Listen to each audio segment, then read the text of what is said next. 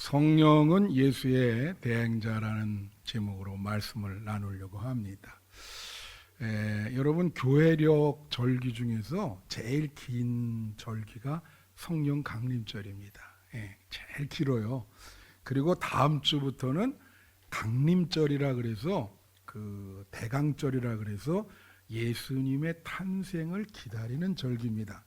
그래서 이제 우리 준비하고 있는데 다음 주는 이제 촛대가 여기 5개 이렇게 있을 거예요. 그래서 하나씩 불을 켜고 이제 성탄절 5개까지 켜면 그날이 성탄절이 되는 겁니다. 그래서 이제 성령 강림절이 제일 긴데요. 그동안 이제 그 성령에 대한 설교를 못했어요. 그래서 성령 강림절 이 마지막 주일에 성령에 대해서 여러분과 같이 나눠보려고 합니다. 설교 들어가기 전에 아무쪼록 우리 성도들은 성령 충만함을 받아야 되거든요. 우리 한빛의 성도들 성령 충만하시기를 기원합니다. 그 성령은 예수의 대행자라 이제 이런 제목인데 이게 다음 주 강림절과 연관도 있어요. 예수님을 이렇게 그 기다리면서 예수님을 이제 대행하는 분이 성령님이니까 칼바르트라고 하는 그 신학자가 이런 말을 했습니다. 성령은 자신을 위한 사역은 없고 오직 예수 그리스도를 위한 사역만 할 뿐이다. 그런 거예요. 그러면서 성령이 하시는 일은 모든 성도가 예수 그리스도의 은혜를 깨닫게 하는 일이다. 그거예요. 그래서 여러분이 성령 충만하게 되면 예수 그리스도의 은혜를 깨닫고 주님께 감격하게 되는 줄로 믿습니다. 이 고신대 교수 중에 박용돈 교수라고 있습니다. 몇 년 전에 성령에 대한 책을 냈는데 그 제목이 아주 독특해요. 성령의 일그러진 얼굴이다. 근데 그 내용은 그동안 우리 한국교회가 성령에 대해서 참 오해가 많았어요. 그리고 이 성령 운동이 부작용이 한국교회에 아직도 많이 있습니다. 그래서 그 책 제목이 성령의 얼굴이 일그러져 있다. 그런 제목을 잡은 거예요. 근데 그 결론에 보면 그분이 아주 그 시적인 표현을 했습니다. 성령이 하시는 일은 나는 그 표현을 아주 좋게 생각하는데 예수 그리스도와 우리 성도들을 위해서 서로 예수님과 성도가 결합하기 위해서 아름다운 신방, 신혼방을 꾸며주는 일을 성령이 하시는 것이다. 그렇게 아주 아름다운 비유를 했습니다. 성경에서는 예수님을 우리가 신랑이라 그러고 성도들을 신부라 그러거든요. 그래서 그 신랑 대신 예수께서 오실 때 그 맞을 준비가 돼 있나. 그리고 성경의 비유 중에 열처녀 비유가 있어요. 그래서 그걸 근거로 해서 성령님은 예수님과 성도들이 아름다운 교제를 나누게 하기 위해서 신방을 차려주는 분이다 라고 하는 거예요. 그래서 여러분, 이 성령은 예수님과 분리할 수 없고 전적으로 예수를 위해서 대행하는 그런 분입니다. 그래서 요한복음 15장 26절에 보면 이런 표현이 있어요. 내가 아버지께로부터 너희에게 보낼 보혜사 곧 아버지께로부터 나오시는 진리의 성령이 오실 때 그가 나를 증언하실 것이요. 예수님이 뭐예요?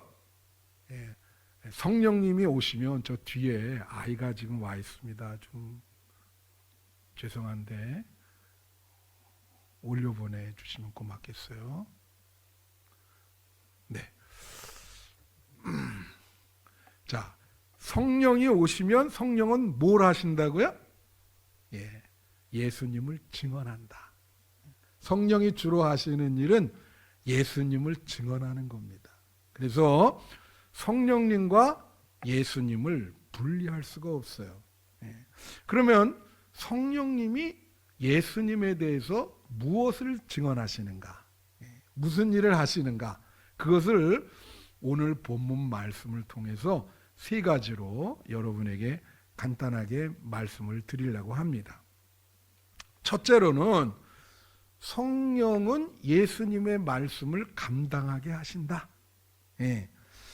자, 이게 몇 절에 있냐면요. 12절, 13절에 있어요. 12절에 보면 내가 아직도 너희에게 이를 것이 많으니 지금은 너희가 감당하지 못하리라. 이게 여기서 내가가 예수님이거든요.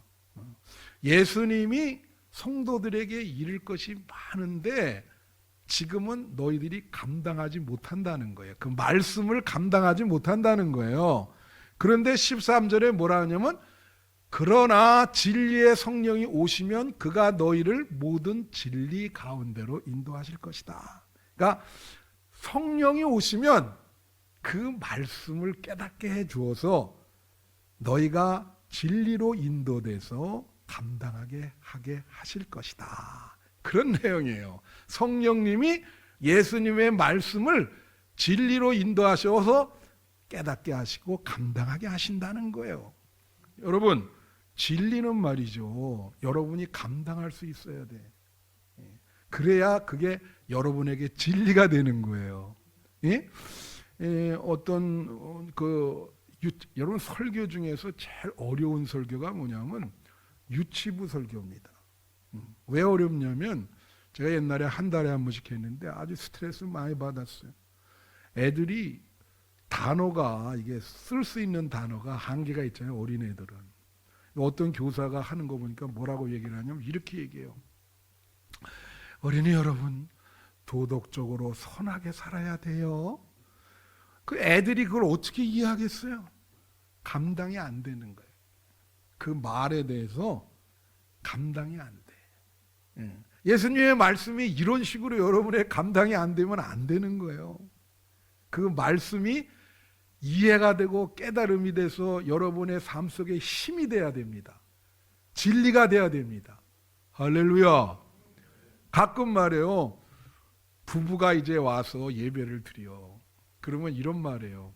예, 목사님 말씀을 들으면서 우선 남편이 아내를 탁 찌르면서 여보, 이거 당신이 들어야 돼. 응? 당신이. 그럼 아내가 있다가 또 한참은 이거는 당신이 들으라고 하는 말씀이야. 예? 아니 다 자기가 받은 말씀인데 전부 그냥 그렇게 한다고. 실화가 있었는데 무슨 실화냐면요. 그 시어머니가 교회 열심히 나오고 며느리는 잘 안 나왔어요. 시어머니랑 좀 갈등 관계가 있어가지고. 그래 목사님이 어떻게 다 이렇게 전도를 해서 그날 전도 주일날 며느리가 나온 거예요. 그래 목사님이 설교를 막 하고 했는데 이 며느리에게 감동이 있는 거예요. 근데 며느리가 설교 마칠 쯤 확 나가버리는 거예요. 이게 싫어합니다 이게. 그래서 이제 끝나고 쫓아가서 아니 왜 중간에 나가냐 그랬더니 하는 말이 목사님 말씀이 하나 다 틀린 게 없이 나에게 하는 말씀인데 이거 듣다가 시어머니를 용서하게 생겼더래. 그래서 내가 용서하면 안 되지. 그리고 바깥으로 나가버렸다 그러더라고. 예? 이 말씀의 역사가 이렇게 큰 거예요. 어? 아니 끝까지 들어서 용서해야지. 예? 내가 절대로 시어머니를 용서할 수 없는데 그렇게 목사님 말씀 계속 들었다간 확 바뀔 것 같다고 말이야. 그래서 사람들이 그러죠. 저건 며느리가 들어야 돼. 시어머니가 들어야 돼.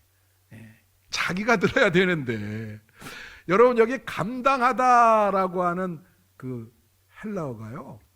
원어의 뜻이 여러 가지가 있어요. 그게 뭐냐면 들어올리다라는 뜻이 있고 가지고 다니다라는 뜻이 있고 지니다라는 뜻이 있어.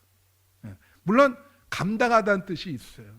이게 아주 상징하는 게 큽니다. 이게 바스타조라고 하는 말인데 자 여러분 들어올리려고 그럴 때 무거우면 못 들어올리잖아요.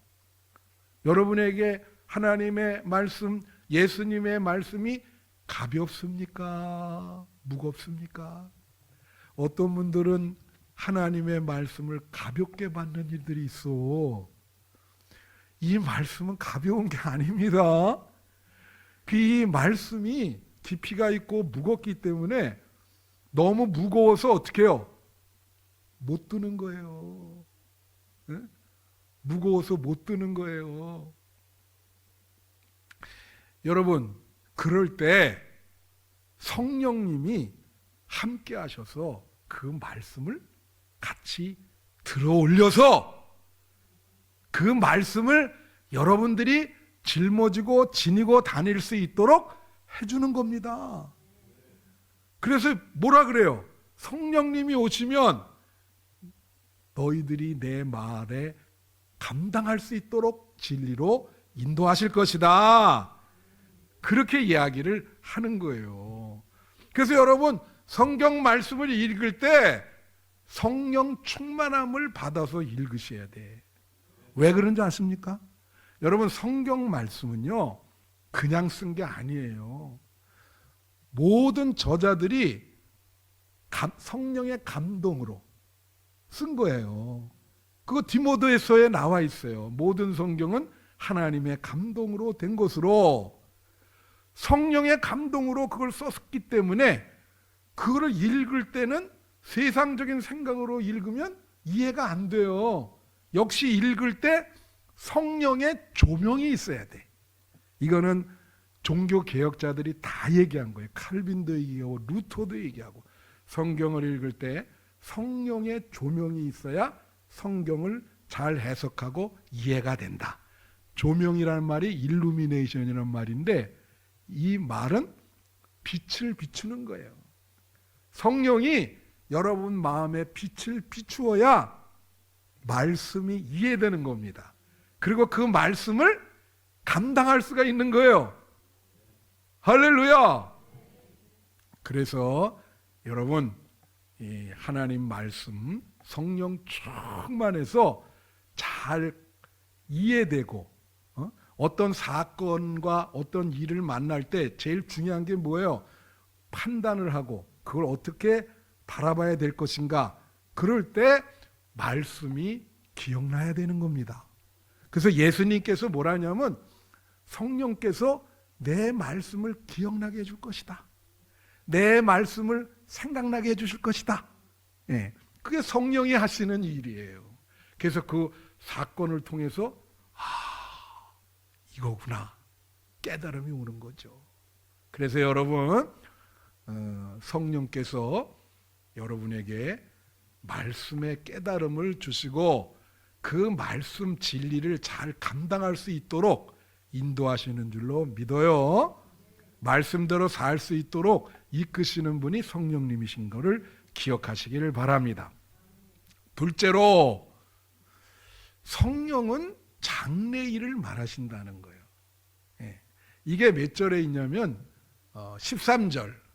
자, 여기 그러나 진리의 성령이 오시면 그가 너희를 모든 진리 가운데로 인도하시리니 그가 스스로 말하지 않고 오직 들은 것을 말하며 장래일을 너희에게 알리시리라. 여기에 뭐라고 말하냐면 뒷부분에 성령은 스스로 말하지 않고 오직 들은 것을 말한대요.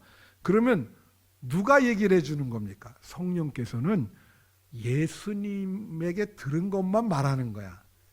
자기가 스스로 얘기하는 건 없어요. 성령은 스스로 말하지 않고 예수님께 들은 것만 말씀한다. 그러면서 장래일을 너희에게 알려주겠다는 거예요. 장래일이 뭐예요? 미래.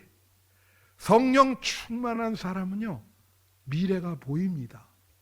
그래서 마음이 평안해요. 여러분, 사람이 왜 두려운지 아십니까? 왜 불안한지 아세요? 미래 때문에. 미래가 어떻게 될지 모르니까 불안하고 평화롭지 못하죠. 여러분, 우리 인간의 본질은 미래에 있어요. 과거는 흘러갔죠. 거기 뭐 신경 쓸 필요 없어요. 이미 흘러갔으니까. 현재는 지금 진행 중이야. 이것도 과거로 흘러가고 있어. 미래는 우리가 궁극적으로 가야 될 때예요. 그 미래가 성큼성큼 우리에게 다가오고 있어. 근데 하나님을 안 믿는 세상 사람들은 그 미래에 대해서 두려움을 갖고 있습니다. 미래가 불안하죠. 요즘 제가 재미있는 책을 하나 읽었는데, 수잔 오셀리번이라고 하는 사람인데 영국의 의사예요. 신경계통 의사인데, 그분이 이제 책을 냈는데 그 번역 제목은 그 진단의 시대, 영어 원제는 The Age of Diagnosis라고 하는 그런 책입니다.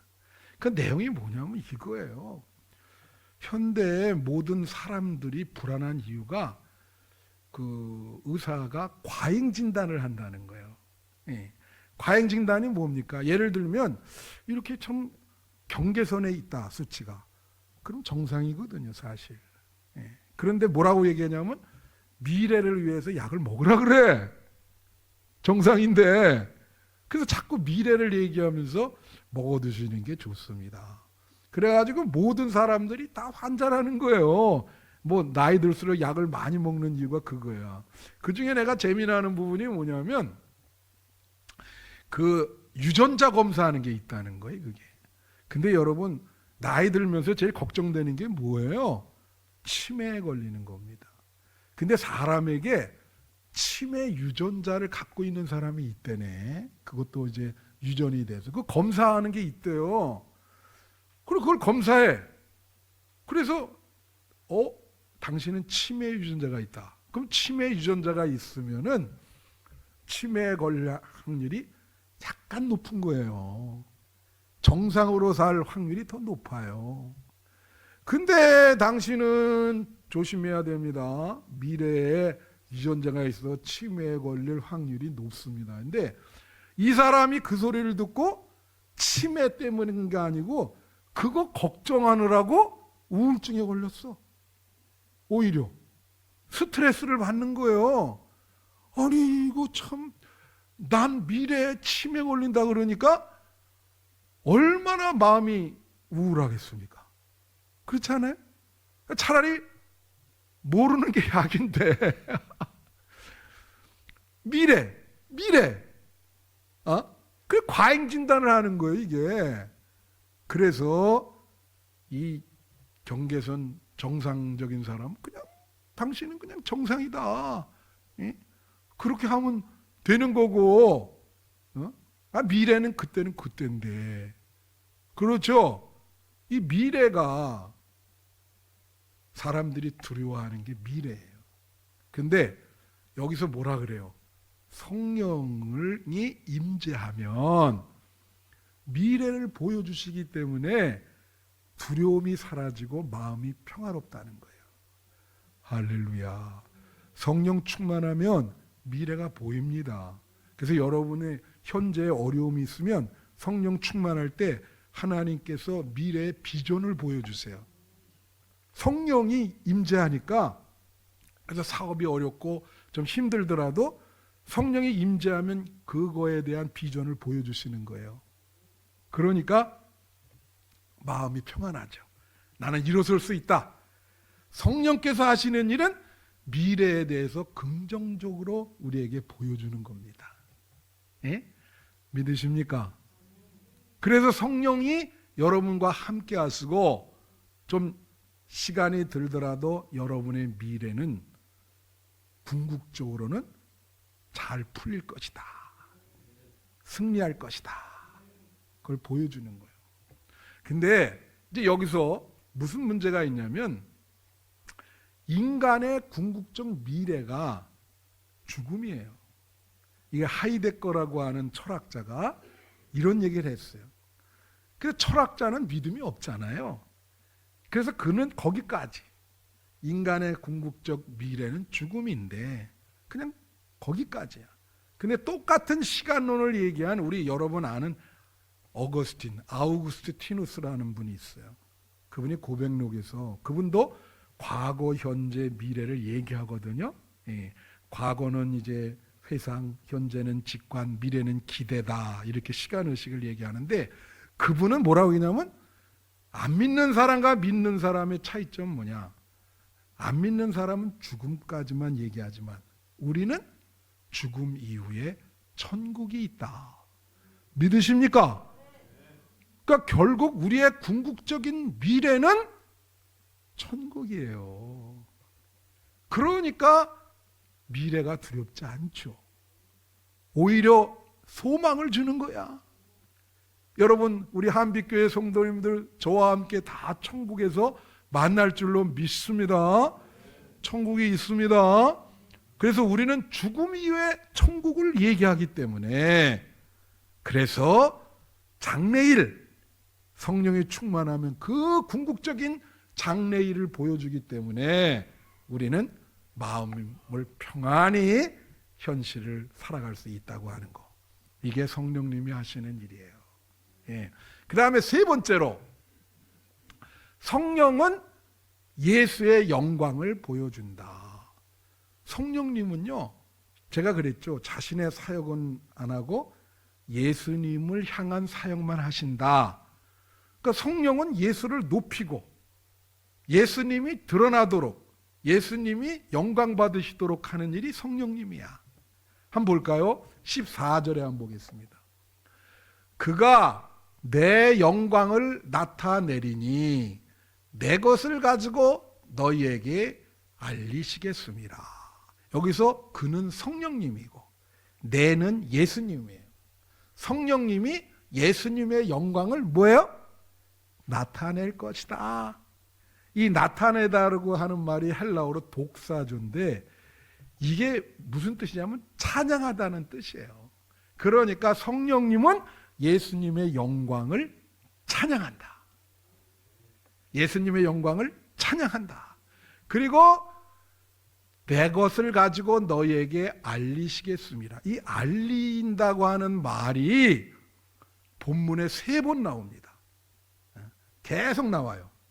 이 짤막한 4절에 3번 나와. 알리겠다, 알리겠다, 알리겠다.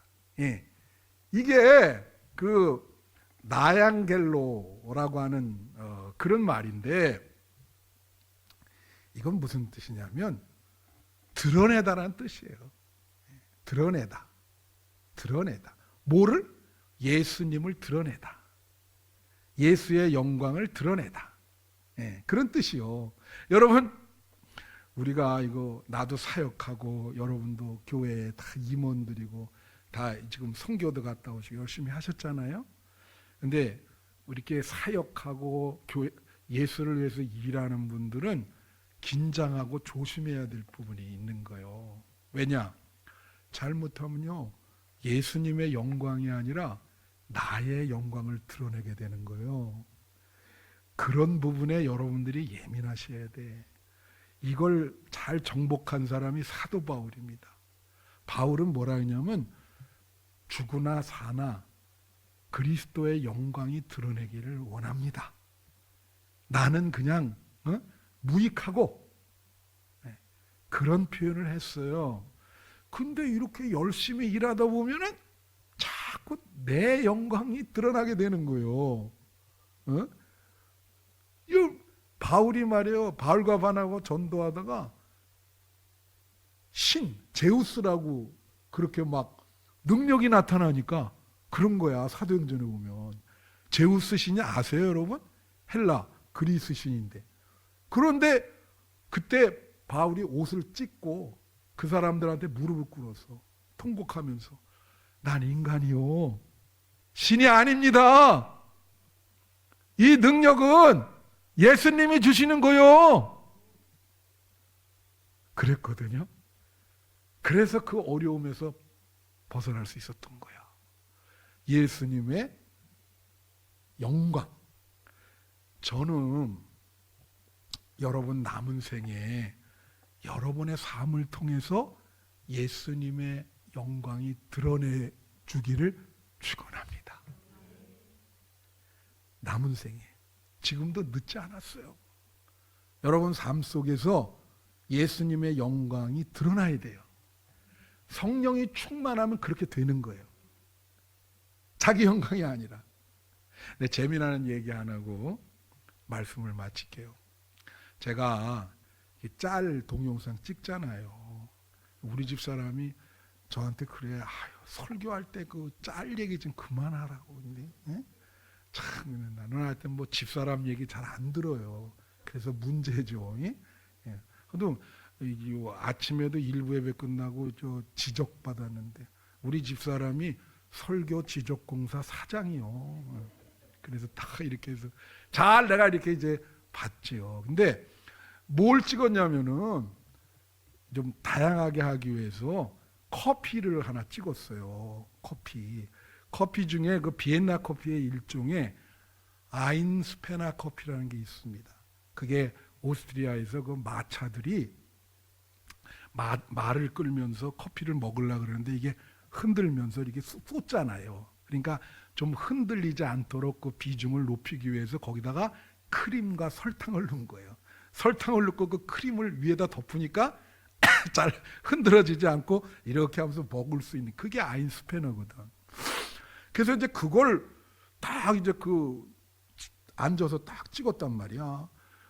그랬더니 조회수가 많아지는 거예요. 근데 그 우리가 그 조회수 하면은 추 목사님이 그 전문가이기 때문에 그 딱 들어가면 어느 연령층이 들어왔고 어떤 분석이 다 나와요. 근데 제가 그런 거 쇼트 찍을 때는 나의 독자층은 5, 60대지. 정민이 이런 애들은 안 들어와요. 누가 들어오겠어. 대부분 그 5, 60 이상 되는 사람이 들어와서 나를 보는 거지. 그런데 그 커피를 찍고 나서 조회수 많이 오니까 보니까 야, 세상에 10대에서부터 70대까지 다 들어온 거야. 아, 놀라지도 않으시네. 야, 그래서 내가 10대를 좀 정민이 같은 애를 끌어들이기 위해서는 커피를 찍어야 되겠다. 그래요. 요 지역에 내 제자 목사가 딱 한 분 있어요. 그러니까 여기 자주 오는 분은 의정부에 있는 분이고 그분이 커피 바리스타입니다. 애호가고. 그래서 가끔 그 선생님한테 준다고 게이샤 커피라는 게 있어요. 그게 좀 비싼 건데 그걸 보온병에다 2개를 가지고 내 사무실로 와. 벌써 3번 왔다 갔어요. 그러면 한 통은 추목사, 나, 그 친구 셋이 나눠 먹고 나머지 한 통은 이제 나보고 집에 가서 먹으라고 그렇게 해주는 거예요. 그런데 추목사님이 이제 그걸 보면서 오늘인가 어저께 나보고 뭐라냐면 목사님 커피 이거 조회수 나오는데 이걸로 좀 가십시다. 응? 그러면서 그 제자 목사님이 게이샤 커피를 이렇게 내려가지고 오는데 그날 그분이랑 같이 한 잔씩 이렇게 하면서 요거 한 1분 30초짜리 찍자고 게이샤 그러면서 그 게이샤 커피의 기원을 얘기하면서 근데 중요한 게 뭐냐면 나는 모든 거 뭐 꽃을 찍어도 무엇을 찍어도 결론은 그리스도로 맺습니다. 여러분이 보시면 알지만. 그래서 내가 추 목사님한테 그랬어요. 야, 커피를 그리스도로 어떻게 결론을 맺겠냐? 뭐 그랬더니 추 목사가 아이디어를 주는 거야. 그래서 내가 뭔데? 했더니 커피 향이 있지 않습니까? 이 게이샤를 이렇게 하면서 이 향이 너무 좋습니다. 부드럽고 아주 향이 좋습니다. 이렇게 얘기하면서 그리스도의 향기를 얘기하고 그리스도를 믿는 우리들이 그리스도의 향기를 받아서 우리도 남은 생에 그 그리스도의 향기를 발산해야 되겠습니다. 이렇게 결론을 맺으면 되지 않을까요? 왜 이렇게 이뻐 보여? 알았어, 그러면 내가 다음 주에도 오라 그래서 커피 이렇게 할 테니까 여러분 꼭 보셔야 되는데 안 볼 거죠? 그래서 그렇게 한 거야. 맞아요. 여러분 사람마다 향기가 있잖아. 그렇죠? 여러분은 남은 생에 그리스도의 향기를 받으셔서 그 향기를 사람들에게 발산해 줘야 됩니다. 아니, 교회 다니시는데 저 사람은 뭐 썩는 냄새가 나. 안 되지요. 여러분이 예수를 받아들이면서 예수의 영광을 드러내야 돼요. 성령이 충만하면 예수를 보고 예수를 받아들이고 예수의 영광을 위해서 예수님의 향기를 받아가지고 발산해야 될 줄로 믿습니다. 네, 그렇게 되기를 축원합니다. 기도하겠습니다.